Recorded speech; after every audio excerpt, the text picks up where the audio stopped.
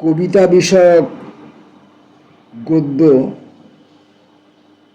এই পর্বে আজ আমরা কবি অশোক তরুর লেখা কবিতাকে কেন্দ্র করেই কিছু কথা, জগতের কবিতা, কবিতার জগৎ, এটি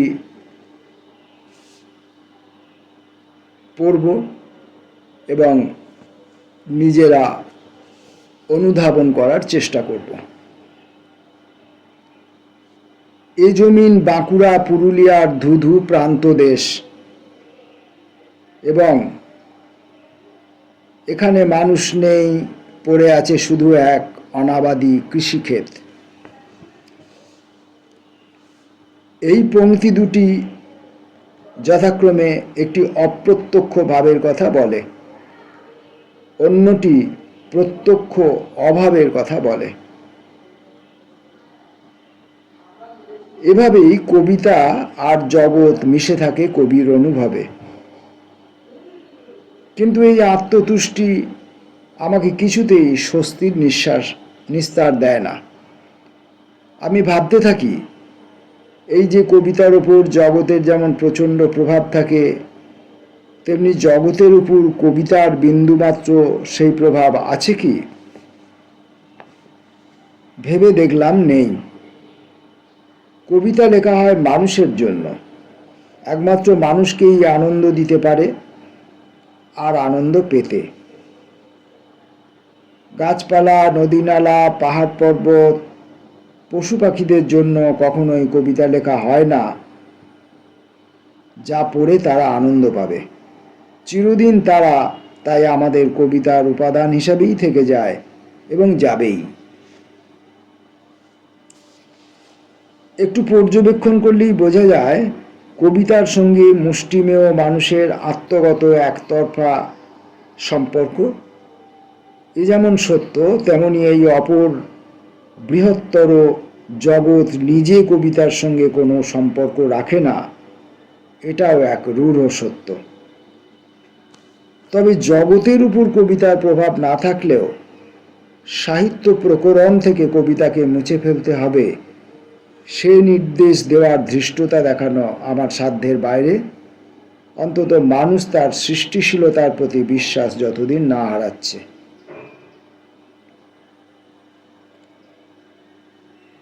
কবিতা লিখে কি হয়? জগতের কোন কাজে লাগে কবিতা? এই প্রশ্ন দুটি কবিতার মতো। কবিতা চেতনার ফসল, তবুও এই প্রশ্নটা ফিরে ফিরে আসে। আজ পর্যন্ত অজস্র কবিতা লেখা হয়েছে, কিন্তু কবিতা দিয়ে পৃথিবীর কোনো সমস্যার সমাধান হয়েছে বলে শুনিনি। এই কবিতার মাধ্যমে মানুষের মানবিক চেতনার উন্মেষ ঘটিয়ে জগতের সমস্যা মেটানোর প্রচেষ্টা চালিয়েছেন অনেক কবি, কিন্তু তা সফল হয়নি। যারা চেয়েছিলেন আপামর মানুষকে সাম্যের দিশা দিতে, তারাও সফল হননি। আজও খাদ্য সংকট আছে, পৃথিবী জ্বলছে, বর্ণ, ভাষা, ধর্ম নিয়ে বিভেদের অন্ত নেই। তার মাঝে কবিতা কি করবে? সম্ভবত কিছুই না। তবুও কবিতাই হয়তো সেই কণ্ঠস্বর যা আমাদের স্মরণ করিয়ে দেয় আমরা মানুষ, বলতে পারি না আমার হাতে নেই জগতের ভার। পৃথিবী শুধু তথ্য দিয়ে চলে না, অনুভব দিয়ে চলে। কবিতা সেই অনুভবকে জাগিয়ে তোলে। যুদ্ধ বিধ্বস্ত এই পৃথিবীর আর্তস্বর কবিতা দিয়ে প্রকাশ করতে হয়। রাজনীতি, যুদ্ধ, সভ্যতা, প্রকৃতি চুরি, এগুলোর কঙ্কাল ইতিহাসের বইয়ে থাকে, কিন্তু মানুষের ভেতরের আবেগ, টানাপোড়েন, স্বপ্ন, এগুলো কবিতা ধরে রাখে। এই বহুবর্ণ অনুভূতিগুলি মুছে গেলে ইতিহাসও কংক্রিট হয়ে যায়। একটি জাতির কবিতা বাঁচলে তবে তার ভাষা ও দেশ বাঁচে। কথায় আছে না, যে দেশের সংস্কৃতি নেই সেই দেশ মরুভূমি। শিল্পের সমষ্টি রূপ না থাকলে ভাষাবর্ণের সৌন্দর্য এত গভীরভাবে বুঝতেই পারতাম না আমরা। কবিতা হিংসার মতো অনেক কিছুই কমাতে পারে না হয়তো, কিন্তু সহানুভূতির ভিত গড়ে তোলে। কবিতা এমনই বিষয় যে নিজের চেয়ে বড় কিছুর জন্য উদ্বুদ্ধ করে। কবিতা কখনোই সরাসরি প্রতিবাদ নয়, কিন্তু একটা সূক্ষ্ম প্রতিরোধ। যেখানে কেউ কথা বলতে ভয় পায়, সেখানে কবি নির্ভীক অন্যায় অনাচারের বিরুদ্ধে বুক চিতিয়ে দাঁড়াতে পারে। কবিতা রাষ্ট্রযন্ত্রকে নড়িয়ে দিতে পারে। তাই কবিদের জেলে পাঠানো, নিষিদ্ধ করা হয় তাদের কবিতা, এমনকি কবিকে হত্যা পর্যন্ত করা হয়। লোরকাকে মনে পড়ে? বিশ্বে এমন উদাহরণ আরও আছে। আফ্রিকার একজন তরুণ কবিকে ফাঁসি দেওয়া হয়েছিল, নজরুলকে বন্দি। কবিতা অনেক সময় নিজেকে চেনার অনন্য মাধ্যম হয়ে ওঠে। আমরা যা অনুভব করি অথচ ঠিক বলতে পারি না, কবিতা তাকে ভাষা দেয়। লিখতে গিয়ে হঠাৎ নিজেকেই নতুনভাবে চিনে ফেলি। যন্ত্রণা, ক্ষোভ, ভালোবাসা এগুলো অনেক সময় কণ্ঠরুদ্ধ হয়ে থাকে। কবিতায় তাদের জায়গা হয়, সে এক প্রকার মুক্তি। পৃথিবীকে দেখার চোখ বদলে যায়। জীবন, মৃত্যু, ভালোবাসা, সমাজ আমরা যখন কবিতার চশমা দিয়ে দেখি, তারা আর আগের মতো থাকে না, হয়ে ওঠে শিল্পিত সৌন্দর্য। একজন কবি মানুষের কষ্ট, গ্রামের অন্ধকার, শহরের নিঃশ্বাস, মল, শ্রমিকের অসহায়ত্ব সব কিছুতে নতুন মানে খুঁজে পায়। কেউ পড়লে সংযোগ ঘটে, কেউ না পড়লেও আত্মসম্পূর্ণতা থাকে। হয়তো কেউ কবিতা পড়বে, অনুপ্রাণিত হবে, কাঁদবে, হাসবে। আবার কেউ না পড়লেও কবিতার নিজের একটা অস্তিত্ব থাকে, সেটা লেখকের ভেতরেই। কবিতা ব্যানার নয়, স্লোগান নয়, কিন্তু বিপ্লবের ভেতরেও কবিতা থাকে। কবিতা ভাষার মধ্য দিয়ে হালকা একটা কম্পন তৈরি করে, আর সেই কম্পন মানবিক চেতনার বদলেরই ইঙ্গিত দেয়। জগৎ একটি অস্থির বস্তু, যেখানে আশ্রয় নিয়েছে পদার্থিক, জৈবিক, মানসিক, দার্শনিক, সাংস্কৃতিক, মতবাদী, স্থাবর, জঙ্গম নানা কিছু। একটা আশ্চর্যের বিষয় হলো যে আমরা বিশ্বাস করি যে জীবনের সঙ্গে কবিতার তথা সাহিত্যের অঙ্গাঙ্গীর সম্পর্ক, অথচ বাস্তবে জীবনের উপরে কবিতার প্রভাব শতাংশ হিসাব করলে দেখা যাবে প্রায় শূন্য। আসলে জীবন যতটা কবিতাকে প্রভাবিত করে, কবিতা জীবনকে ততটা প্রভাবিত করে না। যেভাবে বিশ্বের অধিকাংশ মানুষ শিল্পচর্চা বিমুখ, সেখানে এই বিশ্ব মানুষের জীবনে কবিতার প্রতি প্রভাব দেখা যাবে এমন আশা করা বোধহয় একটু বাড়াবাড়ি। ভারতবর্ষের এই সময়ের পরিপ্রেক্ষিতে কথাটা বাজিয়ে দেখলে খুব একটা ভুল বলে মনে হবে না সম্ভবত। গুরু নানক, কবির, রবীন্দ্রনাথ তাদের কবিতার প্রভাব যদি আমাদের জীবনের উপর পড়ত, তাহলে দেশের এই পরিণতি দেখতে হতো না। কবিতা তথা সাহিত্য মানুষের না চরিত্র বদলাতে পেরেছে, না অভ্যাস। তবে কি কবিতা যাপন আত্মরতি, মর্ষকাম? প্রকৃতি তার অনিঃশেষ সৌন্দর্য ভাণ্ডার নিয়ে নিজেই মশগুল। দালি সম্ভবত এই প্রকৃতিকেই অনুসরণ করে নিজেকে প্রতিষ্ঠা দিতে চেয়েছেন প্রকৃতির দ্বিতীয় সত্তা হিসাবে। প্রকৃতির মতোই তিনি ছিলেন তার সৃষ্ট প্রকৃতিতে আত্মমগ্ন। অলক্ষ্যের স্রষ্টা, প্রশ্নের ঊর্ধ্বে, তিনি মুক্ত ও স্বাধীন। তিনি উত্তরে থাকেন মৌন। তার নাগাল পেতে গেলে একমাত্র তার সৃষ্টিকেই মান্যতা দিতে হয়। পৃথিবীতে যত সৌন্দর্য পিয়াসী মানুষ আছে, তারা অধিকাংশ প্রকৃতির কাছে নমপ্রাণ, আবার প্রতিযোগীও। এই প্রতিযোগিতাও কবি শিল্পীদের। কবি ও শিল্পীর মনের গভীরে একটা অহংয়ের জন্ম হয়, কোথাও একটা প্রতিদ্বন্দ্বিতাপূর্ণ মানসিকতার জন্ম হয়, যেটা অপ্রকাশিত সত্য। মনে মনে সে বিশ্বাস করে তার বোধ ও বুদ্ধি, সংবেদনশীলতা এবং কল্পনা সাধারণের চেয়ে উন্নত মানের, সম্ভবত চূড়ান্ত। জগতের সৃষ্টির কারণ খুব হিয়ালিপূর্ণ। এই জগতের স্রষ্টা যদি কেউ থেকে থাকে মানুষের ধরাছোঁয়ার বাইরে। সামান্য জ্ঞান থেকে আমরা ধরে নিই সৃষ্টি যখন আছে তার পেছনে স্রষ্টা আছে নিশ্চয়ই। ধরে নিয়ে বলি তার এই রচিত জগৎ আমাদের সেই অনুভবে নিয়ে যায় যে তিনি এক এবং অদ্বিতীয় মহাকবি। তিনি সৃষ্টি করেছেন জগৎ, আমরা সেই জগতের উপভোক্তা। তার রচিত জগৎ শিল্পরূপেই আমাদের ইন্দ্রিয়ের সুখ বিধান দেয়, দুঃখের নিদান দেয়। এই জগৎ আমাদের মাঝে সেতুর কাজ করে। তার সৃষ্টির অনুকারী হতে গিয়ে আমরা কেউ কবি, কেউ শিল্পী। সমস্যাটা খুব গভীর। মানুষ প্রজাতির বাইরে অন্য কোনো বোদ্ধা লেখাপড়া জানা প্রজাতি না থাকাটা। থাকলে আমাদের খুব উপকার হতো। তারা এসে যদি বলতেন তোমাদের সৃষ্ট শিল্প উৎকৃষ্ট আর এই জগৎ স্রষ্টার শিল্প নিকৃষ্ট, তবে প্লেটো আর অ্যারিস্টটলকে সাক্ষী মানার দরকার হতো না। কবি, শিল্পী এবং রসিক যে আনন্দ চান সে আনন্দ খাদ্য রসিকদের আনন্দ নয়, সে আনন্দ উৎসবপ্রিয় জনতার নয়, রাজনীতির বিজয় উল্লাস নয়, জমা টাকার সুদ বৃদ্ধি নয়। এ আনন্দ এমন এক আনন্দ যে আনন্দের অভিব্যক্তি সকলের সমান নয়। জগৎ স্রষ্টার সৃষ্টির আনন্দ যদি থেকে থাকে তার সেই অভিব্যক্তি আমাদের নজরে পড়ে না। আমরা কল্পনা করে নিই যে তাঁর আনন্দ একমাত্র লীলা খেলায়, নীরবে তিনি তা উপভোগ করে চলেছেন। আনন্দ ছাড়া তাঁর প্রাপ্তি কিছু নেই। শুধুই সেই আনন্দের খোঁজ করেন না কবি, শিল্পী। জগৎ স্রষ্টা দুঃখী নন, তিনি সুখীও নন। তার সৃষ্টির নাম লীলা খেলা, উদ্দেশ্যহীন এক উদ্দেশ্যের নাম এরকমই হতে পারে। স্রষ্টা এই জগতে যা কিছু সৃষ্টি করেছেন শুধুই মানুষের জন্য, এমন বিশ্বাস নিয়ে যারা জগৎকে দেখতে শিখেছে তারা কেবলমাত্র মানুষের হয়ে কথা বলতে গিয়ে অপর জগৎকে করে তুলেছে বিপন্ন, এতটাই অবোধ।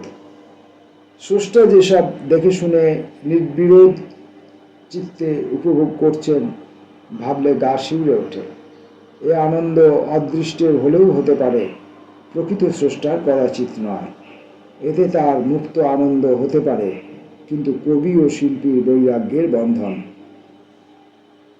প্রত্যেক বস্তু অবস্তুর নারী বাঁধা আছে এই প্রাকৃত জগতের নারীর সঙ্গে।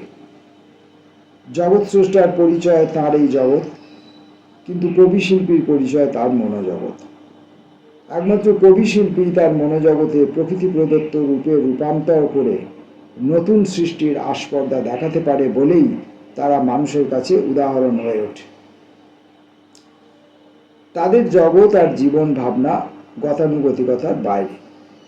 কবিতায় আর চিত্রে আদর্শচ্যুতি না ঘটাতে পারলে জগৎ এবং কবিতা ন্যাড়া শিল্পদ্বীপ। কবিতায় আর চিত্রে আদর্শচ্যুতি না ঘটাতে পারলে জগৎ এবং কবিতা ন্যাড়া শৈলদ্বীপ। বিশ্বস্রষ্টার লেখা ছবি থেকে আমরা আবিষ্কার করেছি রং, আবিষ্কার করেছি ভাষা। আমি বারবার কবি শিল্পীর কথা বলছি, শিল্পী বলতে আমি চিত্রশিল্পীর কথাই বলতে আগ্রহী। এর বিশেষ কারণ কবি ও শিল্পী রং ব্যবহার করে ছবি লেখে, কবিতা লেখে। সে বর্ণ, ভাষা আর রঙের অদ্বিতীয় রূপ। যিনি জগৎ লিখেছেন তার সূত্র ধরে আমরা তার অনুকরণ করছি সেই বর্ণ সহযোগে। তবে জগতের অন্ধ অনুকরণ না কবি চায়, না শিল্পী চায়, না রসিক। কবি শিল্পীর প্রেরণা এই জগতই, জাগতিক ঘটনাসমূহের অনুভূতি এবং উদ্দেশ্যহীন উদ্দেশ্যকে শৈল্পিক রূপে রসিকদের সমক্ষে তুলে ধরার মাধ্যমে আনন্দ দান করা আর সৃষ্টি করে তা থেকে নিজে আনন্দিত হওয়া, যতই আমরা ভাববাদী অথবা ভববাদী হই না কেন। কবিতা ভাষার এক বিশেষ শিল্প, যেখানে শব্দ কেবল অর্থ প্রকাশ করে না, তারা অনুভব সৃষ্টি করে, ছবি আঁকে, কখনো স্বপ্ন দেখায়, কখনো বাস্তবতা প্রশ্নবিদ্ধ করে। এই কবিতার সঙ্গে জগতের সম্পর্ক দুই দিক দিয়ে দেখা যায়। একদিকে আছে জগতের কবিতা, অন্যদিকে কবিতার জগৎ। এই দুই ধারণা যেন বাস্তবতা ও কল্পনার দুই ধ্রুব, কিন্তু তারা একে অপরকে আলোকিত করে, পরিপূর্ণ করে। জগতের কবিতা বলতে বোঝায় আমাদের চারপাশের বাস্তব জগৎ, যার ভেতর কবিতার উপাদান স্বাভাবিকভাবে নিহিত থাকে। প্রকৃতির রূপ, মানুষের রূপ, সমাজের টানাপোড়েন, ইতিহাসের করুণ অধ্যায়, সবই কবিতার কাঁচামাল। জগতে ছড়িয়ে থাকা প্রতিটি অনুভূতি, দৃশ্য, মুহূর্ত যদি সজাগ হয়ে হৃদয়ে ধরা যায়, তবে তাই হয়ে ওঠে কবিতা। এক শিশুর কান্না, বর্ষার প্রথম ফোঁটা, নগরের ব্যস্ততা, গ্রাম্য নিস্তব্ধতা, এসব কিছুই কবিতা আছে। প্রয়োজন শুধু কবির দৃষ্টি।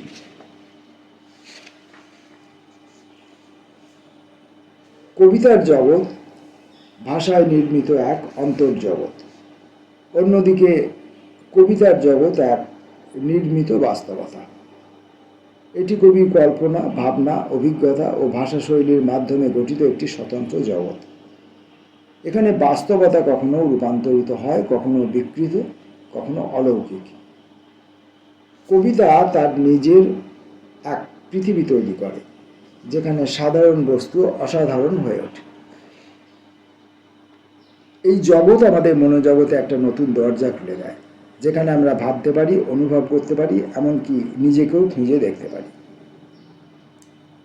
এই দ্বৈত সম্পর্কের মধ্যে বাস্তবতা ও কল্পনার সহাবস্থান, জগতের কবিতা ও কবিতার জগৎ। এই দুই ধরনের মধ্যে সম্পর্ক কেবল তুলনামূলক নয়, এটি পারস্পরিক নির্ভরশীল। জগৎ কবিতাকে উপাদান দেয়, কবিতা সেই উপাদানকে রূপান্তর করে একটি পৃথক জগৎ তৈরি করে। আবার কবিতার সেই জগৎই পাঠককে নতুন করে জগৎ চেনার কাজে সহায়তা করে। এই পারস্পরিকতা অনেক সময় দ্বন্দ্বপূর্ণ। বাস্তবতা যখন নিষ্ঠুর, কবিতার জগৎ তখন হয় আশ্রয়স্থল। আবার কবিতার জগৎ নিজে কখনো হয়ে ওঠে বাস্তবতাকে প্রশ্ন করার হাতিয়ার। বর্তমান সময় যেখানে আমরা তথ্য, প্রযুক্তি, যান্ত্রিকতার মধ্যে বাঁচি, সেখানে জগতের কবিতা যেন চাপা পড়ে যাচ্ছে। যান্ত্রিকতা অনুভবকে গ্রাস করছে, বাস্তবকে নিষ্প্রাণ করে তুলছে। এই পরিস্থিতিতে কবিতার জগৎ হয়ে উঠছে আশ্রয়, প্রতিবাদ ও বিকল্প বাস্তবতার ক্ষেত্র। কবিরা এখন শহুরে ক্লান্তি, রাজনীতির সংকট, লিঙ্গ পরিচয়, মাইনরিটির অভিজ্ঞতা এবং প্রযুক্তির অন্তঃসার শূন্যতা, এসব নিয়েও কবিতার জগৎ নির্মাণ করছে। যতদূর জানা যায়, বহির্জাগতিক ঘটনা সকল নিয়মের অধীন। নিয়ম লঙ্ঘন করার নিয়ম বহির্জগতে নেই। যা নিয়ম আছে আদি থেকেই, সম্ভবত ভবিষ্যতেও থাকবে। কিন্তু মানুষ যার একটা মন আছে, যার অভ্যন্তরে আছে আর একটা দেশ, কাল, পাত্র, সে কি করে এই জাগতিক নিয়মের বশ্যতা স্বীকার করবে? যদিও তার সে ক্ষমতা নেই যে সে একটা বিকল্প পৃথিবীর সৃষ্টি করে বলতে পারে, এই দেখো আমার অনিয়মের জগৎ। এখানেই একজন আদি স্রষ্টার কাছে হেরে আছি আমরা, সহস্র কোটি মানুষ। কবি শিল্পী বলল, ঠিক আছে, তোমার ইন্দ্রিয় জগৎ তোমারই থাক, আমরা তোমাকে ব্যবহার করে মানুষের মনে নতুন এক ধরনের জগতের সন্ধান দেওয়ার চেষ্টা করতেই পারি, যা ঠিক তোমার মতোই হবে না, কিন্তু কিছু মানুষ চাইবে ঠিক তোমার মতোই হোক। জগতের কবিতা, কবিতার জগৎ, অশোক তরুর লেখা এই গদ্যটি আমরা পড়লাম। প্রসঙ্গক্রমে কয়েকটি কথা বলা যেতে পারে যে কবিতা বলে যে বিষয়, যে বোধ, যে অনুভূতি, যে শিল্পকে আমরা নাম দিয়েছি, আমরা চিহ্নিত করেছি, আমরা তার পরিচয় দিয়েছি, তার সেই নাম, তার সেই চিহ্ন, তার সেই পরিচয় কবিতা তো নাও হতে পারত। অর্থাৎ আমরা যদি এই পৃথিবীর দিকে তাকিয়ে দেখি এবং মহাকাশে, ঊর্ধ্বাকাশে, অনন্ত ব্রহ্মাণ্ডের দিকে যদি আমরা তাকিয়ে দেখি, তাহলে আমরা কোথাও কোনোটিরই শরীরে তাদের নাম খোদাই করা আছে দেখতে পাই না। অর্থাৎ প্রথমেই আমাদের বুঝে নিতে হবে যে প্রকৃতিতে আমরা যা কিছু দেখছি, আমাদের দেখার আগে এটা ছিল। আমাদের পূর্বপুরুষরা এগুলো দেখেছেন। বিভিন্ন প্রজাতির মানুষ তারা দেখেছেন, তারা প্রত্যক্ষ করেছেন, তাদের সঙ্গে এদের আত্মিক এবং দৈনন্দিন জীবনের সম্পর্ক ছিল। এদের নামকরণ আমরা করেছি, আমরা প্রথম এদেরকে চোখে দেখেছি, এদের আকার আকৃতি সম্পর্কে একটা ধারণা করবার চেষ্টা করেছি, বুঝতে চেয়েছি। আমরা কখনো একে দুহাত দিয়ে স্পর্শ করে বুঝতে চেয়েছি, আবার কখনো এগুলোকে আমরা অনুভবের দ্বারা বুঝতে চেয়েছি বা এগুলোর বিস্তারও ঘটাতে চেয়েছি। এর যে প্রকৃত আকার আকৃতি, তার থেকে আমরা এগুলোকে আরও বিস্তৃত করে দেখার প্রেরণাও পেয়েছি। কিন্তু এগুলো আগে থেকেই ছিল। তাই যা কিছু নিয়ে আমরা কবিতা লিখছি, সেটা আমাদের বোধ হোক, ভাবনা চিন্তা হোক, কল্পনা হোক, অনুভব হোক এবং যাবতীয় উপকরণ আদি হোক, সমস্ত কিছুই কিন্তু আমাদের জন্মাবার আগে ছিল।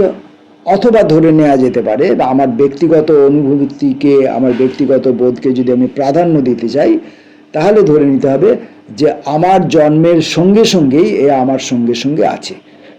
অর্থাৎ আমি একে সৃষ্টি করছি না, আমি একে সৃষ্টি করিনি, এ আমার সঙ্গে সঙ্গেই একই সঙ্গে রাস্তা হাঁটা শুরু করেছে। অর্থাৎ আমি যদি কারুর দ্বারা সৃষ্ট হয়ে থাকি, তাহলে এই বোধ, এই অনুভূতি, এই সৌন্দর্য, এই প্রাকৃতিক উপকরণ আদি বা এই কবিতা, এই শিল্প, এও পাশাপাশি আমার সঙ্গে চলেছে। সে আমাকে রাস্তা দেখিয়েছে, আমাকে চিনতে বুঝতে শিখিয়েছে। আর আমি কখনো কখনো সচেতন হয়ে উঠে তার সেই দেখাতে চাওয়া, তার সেই বোঝাতে চাওয়াকে অস্বীকার করে নতুন কোনো এক রকমভাবে দেখতে বা বুঝতে চেয়েছি। এবং ধরে নিতে হবে, বুঝে নিতে হবে যে আমিও যেহেতু প্রকৃতিরই একটি অংশ, প্রকৃতি ছাড়া আমি কেউ নই, আমি প্রকৃতিরই যেহেতু অংশ, তাই আমি যে ওই ভিন্ন রূপভাবে দেখতে চাইছি, বুঝতে চাইছি, অনুভব করতে চাইছি, সেটাও প্রকৃতিরই চাওয়া। অর্থাৎ কবিতা প্রকৃতিতেই আছে, সামগ্রিকভাবে কবিতা প্রকৃতির মধ্যে ছড়িয়ে আছে। আর আমরা তার যে লিখিত রূপটা, তার যে উচ্চারিত রূপটাকে, যেটাকে আমরা কবিতা বলে চিনি, সেটা হচ্ছে খণ্ডিত রূপ। সেটা খণ্ডিত রূপ এবং সেটা অধিকাংশ ক্ষেত্রেই ব্যক্তিগত রূপ। এই ব্যক্তিগত রূপ যখন একাধিক মানুষের বোধ অনুভূতির সঙ্গে সম্পর্কিত হয়ে ওঠে, তখন সেটাকে আমরা কবিতা বলি। কিন্তু একটা পাগল যখন তার মনে মনে আবৃত্তি করছে, কথা বলছে, প্রকৃতিকে দেখছে, বিস্মিত হচ্ছে, আনন্দ করছে, সেটাও তো কবিতা। কিন্তু পাগলের অনুভূতি, বোধ, তার উচ্চারণকে আমরা বুঝতে পারি না, স্পর্শ করতে পারি না, তাই সেটাকে আমরা কবিতা বলি না। প্রকৃতপক্ষে কিন্তু সেটাও কবিতা। কারণ প্রকৃতি জোড়া যে কবিতা, সেই প্রকৃতি জোড়া কবিতার একটা আংশিক অনুভূতি ওই পাগলটির মধ্য দিয়ে প্রকাশিত হয়েছে, তাই সেটাও কবিতা। আমার মধ্য দিয়ে প্রকাশিত হচ্ছে, আমার অনুভূতিটাও কবিতা। এবার আমার অনুভূতিটা যদি পাঁচজনের সঙ্গে সম্পর্কিত হয়ে ওঠে, তাহলে সেই পাঁচজনও এটিকে কবিতা বলবে। পাগলের অনুভূতির সঙ্গে যেহেতু আমাদের অনুভূতি সম্পর্কিত নয়, তাই আমরা তাকে পাগলের প্রলাপ বলি, তাকে আমরা কবিতা বলি না। এইবার আমার এই যে অনুভূতি, এর যে প্রকাশ, এটা যখন পাঁচজনের সঙ্গে সম্পর্কিত হয়ে উঠছে, তখন ওই পাঁচজন যেমন তাকে কবি তা বলে স্বীকৃতি দিচ্ছে, তেমনি আমার এই বোধ অনুভূতির প্রকাশ যদি 5,000 জনের, 5 লক্ষ জনের লোকের অনুভূতির সঙ্গে সম্পর্কিত হয়ে ওঠে, তখনই আমি হয়ে উঠলাম একজন স্বীকৃত কবি, আমি হয়ে উঠলাম একজন পুরস্কৃত কবি, আমি হয়ে উঠলাম তখন একজন স্মরণীয় কবি। অর্থাৎ আমার কবিত্ব এবং আমার কবিতা এটিও সম্পূর্ণভাবেই প্রকৃতি, বিশ্বব্রহ্মাণ্ড ব্যাপৃত যে কবিতা স্বরূপ যে অস্তিত্ব, তা থেকেই জাত এবং তাতেই বিলীন হয়ে যায়, তাতেই জন্মায় এবং তার মধ্যে, যেমন সমুদ্রের মধ্যে ঢেউ জন্মায় এবং ঢেউ বিলীন হয়ে যায়, সেভাবেই। আর কার উপরে কার প্রভাব আছে